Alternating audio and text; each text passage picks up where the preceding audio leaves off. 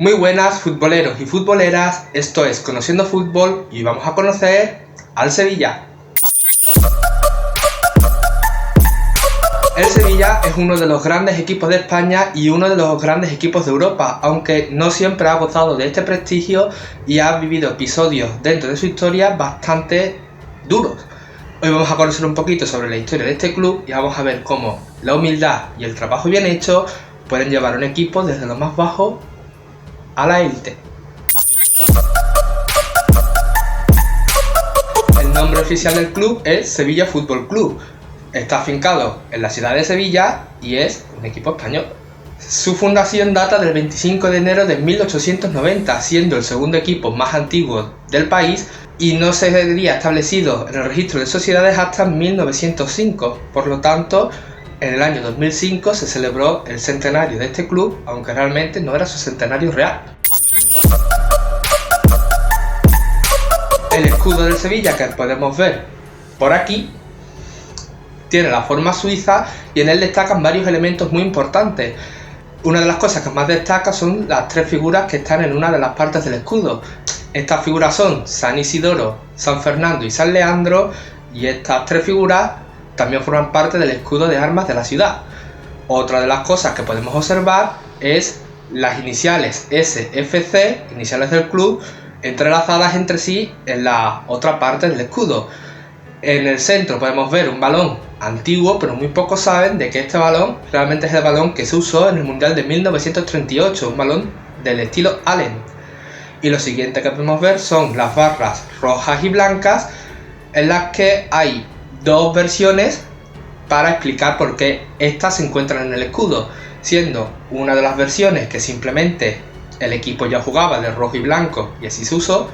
y otra de las versiones, y en lo principal la que a mí más me agrada, es que así era el pendón que llevaba Fernando III el Santo cuando conquistó la ciudad de Sevilla, así que el club decidió optar por llevar esto en honor a ese gran episodio histórico dentro de la ciudad. Los colores que cuenta el Sevilla son el blanco y el rojo. Estos colores,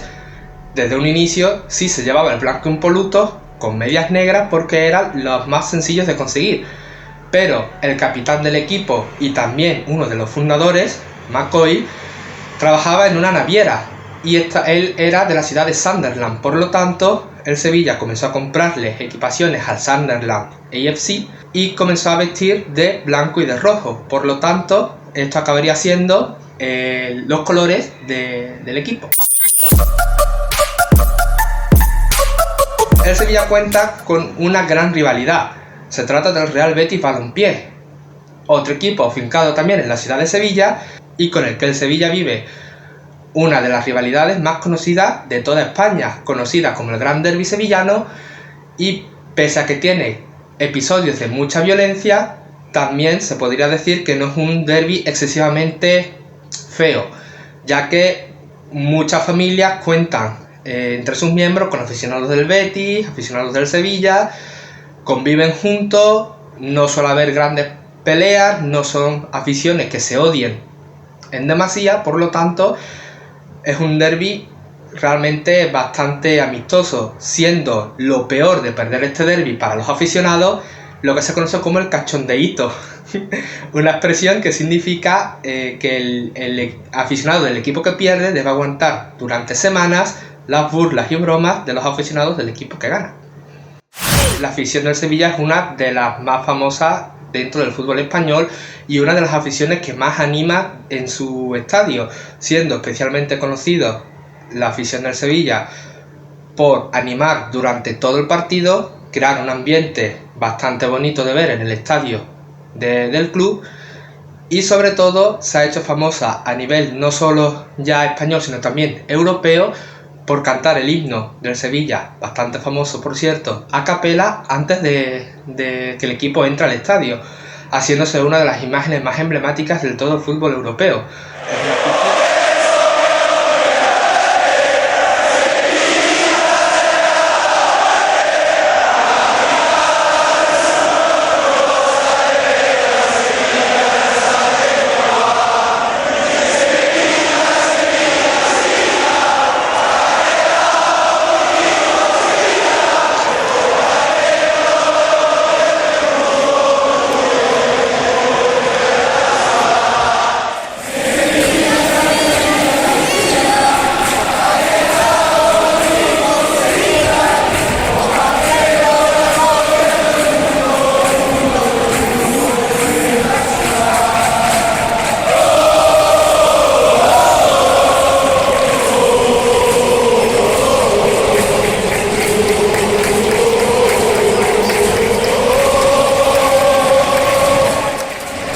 afición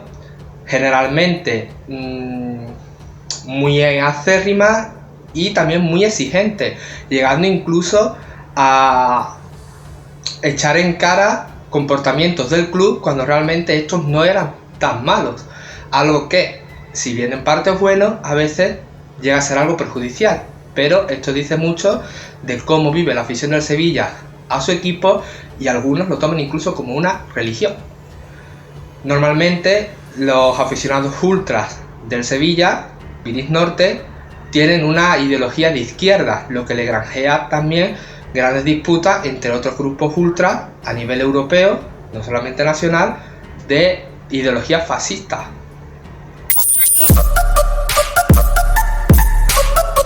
El Sevilla cuenta con 3 apodos principales, siendo uno de ellos los hispalenses,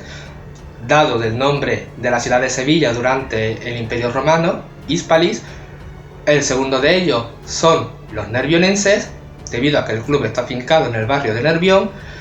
Y el tercero sería los palanganas, esta vez dado por otras aficiones de forma despectiva y hace referencia a la forma del estadio Ramón Sánchez Pizjuán. El estadio del Sevilla, como ya hemos dicho, es el estadio Ramón Sánchez Pizjuán. Data del año 1956 y tiene capacidad para 43.883 personas. Es uno de los estadios más conocidos del fútbol español y además cuenta con el honor de haber sido sede de una final de Copa de Europa en el año 86 entre el Steaua de Bucarest y el Barcelona, que acabaría ganando el Steaua, pero sobre todo es muy conocido y mucho más aún dentro de la memoria francesa, debido a que fue la sede de las semifinales que enfrentó durante el Mundial de 1982 a Francia y Alemania, donde pudimos ver uno de los episodios más dantescos de toda la historia de los mundiales, cuando el portero Schumacher dejó inconsciente a Batistón. El Sevilla cuenta con un palmarés relativamente grande, debido a que la mayoría de estos éxitos son recientes y por tanto no está al nivel de otros grandes equipos europeos, pese a que no es un palmarés despreciable. Podemos contar en su palmarés con una Liga, 5 Copas de España, una Supercopa de España, 6 Copas de la UEFA, siendo el equipo que más veces la ha ganado y doblando en títulos al segundo, y también cuenta en su palmarés con una Supercopa de Europa, siendo además también el equipo que más veces ha ganado el trofeo regional de la Copa de Andalucía. Todo esto en la década de los años 20 y 30. El Sevilla se funda en el año 1890. Fue fundado por una colonia de británicos y su primer presidente sería Edward Johnston. Muy poquitas personas saben que el Sevilla cuenta con el honor de haber disputado el primer partido entre dos equipos oficialmente establecidos dentro del país, dentro de España. Este partido sería entre el Recreativo de Huelva y el Sevilla, un partido benéfico para recaudar fondos, y acabaría llevándoselo el Sevilla por un resultado de 2-0. Por lo tanto, el Sevilla es el equipo que ha ganado el primer partido oficial en toda la historia de España. El equipo no sería establecido oficialmente dentro del registro de sociedades, no como club, sino ya para poder formar parte de una liga profesional, hasta el año 1905. Desde el año 1905 hasta 1928, el Sevilla participaría en torneos regionales y conseguiría un gran número de ellos. Sería en el año 1928 cuando se establece la Liga de Fútbol Profesional Española, aunque el Sevilla no tendría cupo en ella, ya que la participarían los equipos que habían ganado la Copa del Rey, la Copa de España, que actualmente es Copa del Rey, los subcampeones, y del resto saldría para la última plaza, que eran solamente 10 plazas, saldría entre el resto de equipos. El Sevilla llegó a la final para adquirir esta plaza, pero perdería contra Racing de Santander. Por lo tanto, el Sevilla tendría que empezar su andadura dentro del fútbol profesional en segunda división. Al año siguiente, el Sevilla conseguiría ganar la Liga de Segunda y quedar en primer lugar. por lo tanto en puestos de ascenso, pero como aún no había un ascenso directo, tendría que vérsela nuevamente contra el Racing de Santander, que había sido el último clasificado ese año. El Sevilla no sería capaz de ganar este partido y por lo tanto seguiría en segunda división. En 1933, ya bajo el mandato de Ramón Sánchez Pizjuán, uno de los presidentes que la afición recuerda con más cariño, el Sevilla estuvo a punto de bajar a Segunda División B, Tercera División, aunque se salvó por los pelos. Ya para el año siguiente, el Sevilla lograría ascender, y ya en el año 35 el Sevilla lograría su primer título nacional, siendo esta su primera Copa de España, en ese entonces conocida como la Copa de la República, aunque ese mismo año estuvo a punto de descender también. Tras el estallido de la Guerra Civil Española, el fútbol quedaría suspendido en algunas zonas y no volvería a reanudarse la competición oficial hasta el fin de la guerra, siendo el Sevilla, justo tras el final de la guerra, el equipo que acabaría ganando la primera Copa del Generalísimo. En esta década de los 40 el Sevilla viviría uno de sus mejores momentos históricos, ya que en la temporada 45-46 el Sevilla lograría su primer título de liga y en el año 1948 lograría su tercera Copa de España.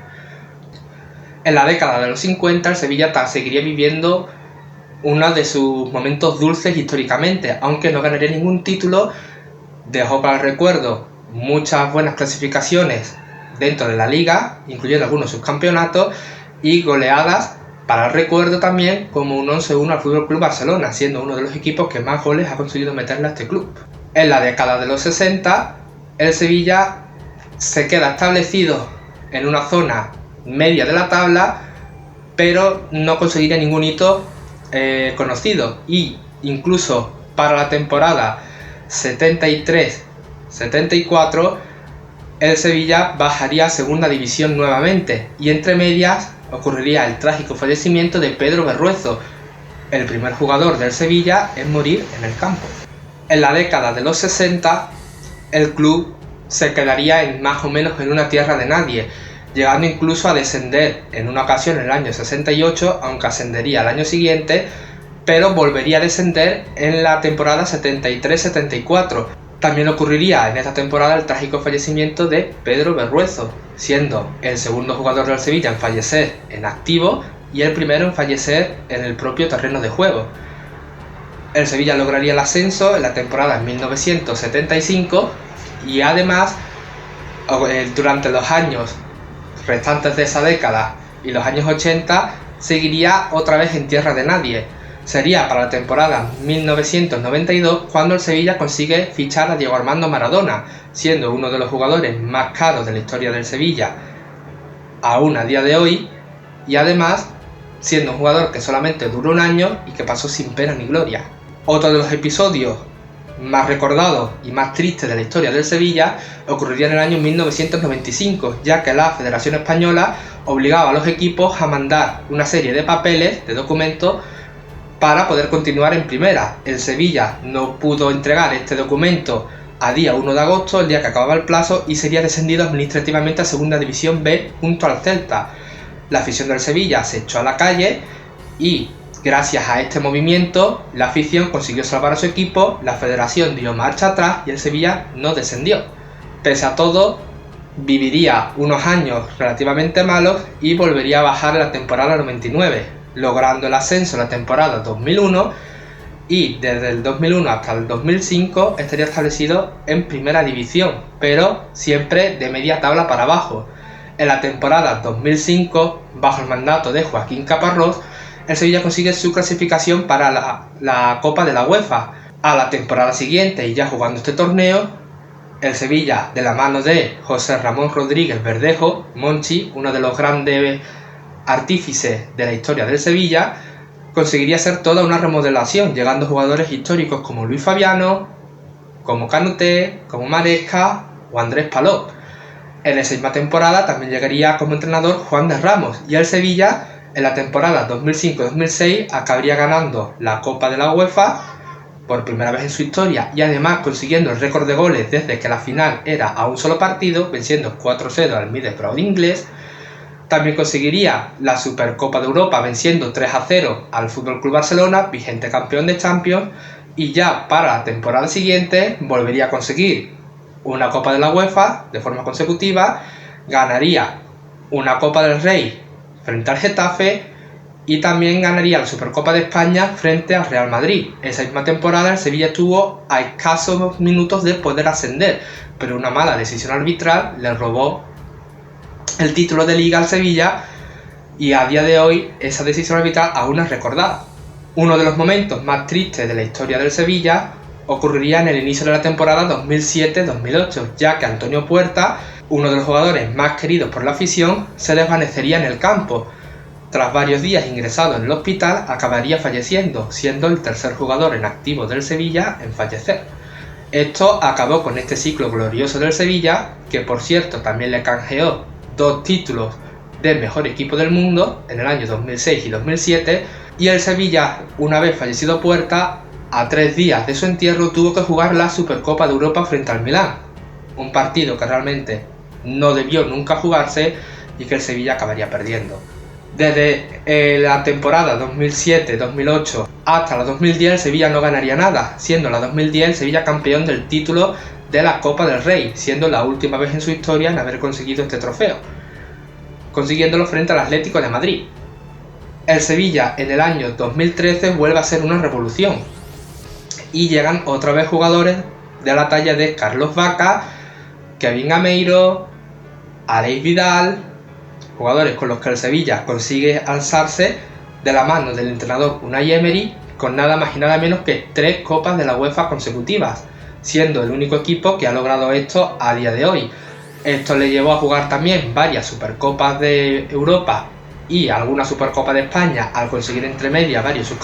subcampeonatos de Copa del Rey, pero no acabaría ganando ninguna de estas Supercopas. Tras 4 años, nuevamente sin ningún tipo de título, ya en esta temporada 2020 el Sevilla ha vuelto a alzarse campeón de la Copa de la UEFA. Y bueno, esta ha sido la historia del Sevilla, un equipo que, como podéis ver, no siempre lo ha tenido fácil y que no siempre ha gozado del prestigio internacional con el que cuenta hoy en día. Esto a nosotros como aficionados podría hacernos ver cómo realmente la historia de un equipo es muy cambiante y nos puede llevar a apreciar los años buenos de nuestro equipo y a tener esperanza con los años no tan buenos que viven otros equipos españoles. Espero les haya gustado el vídeo. Si ha sido así, suscríbanse si no están suscritos, dejen el like, que eso me ayudaría mucho, y ¡chao!